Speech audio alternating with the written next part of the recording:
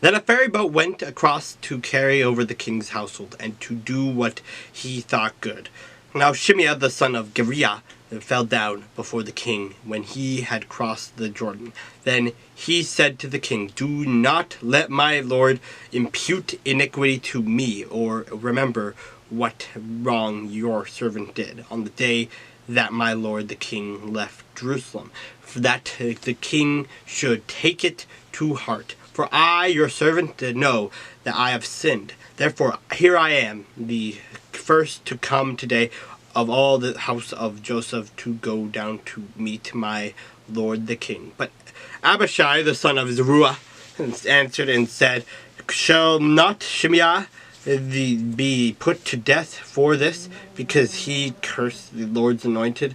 And David said, "What have I to do with you, you sons of Zeruiah, that you should be adversaries to me today? Shall any man be put to death today in Israel? For do I not know that today I am king over Israel?" Therefore the king said to Shimei, "You shall not die." And the king swore to him.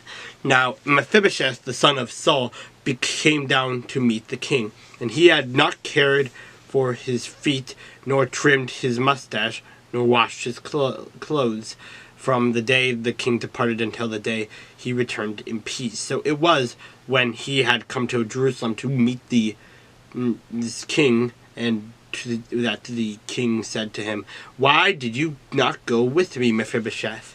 And he answered, "My lord, O king, my servant deceived me, for your servant said, I will saddle a donkey for myself, that I may ride on it and go to the king, because your servant is lame. And he has slandered your servant to my lord the king. But my lord the king is like the angel of God.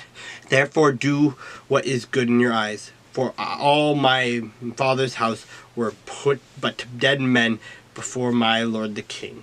Yet you set your servant among those who eat at your own table. Therefore, what right have I still to cry out any more to the king?"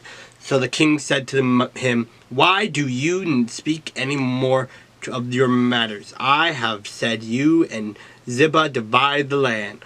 Then Mephibosheth said to the king, "Rather let him take it all, inasmuch as my lord the king has come back in peace to his own house."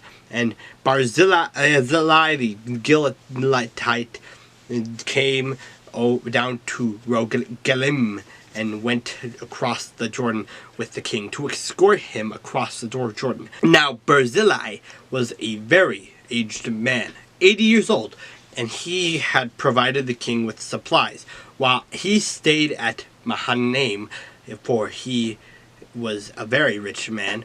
And the king said to Barzillai, "Come across with me, and I will provide for you while you are with me in Jerusalem." But Barzillai said to the king, "How long have I to live that I should go up with the king to Jerusalem?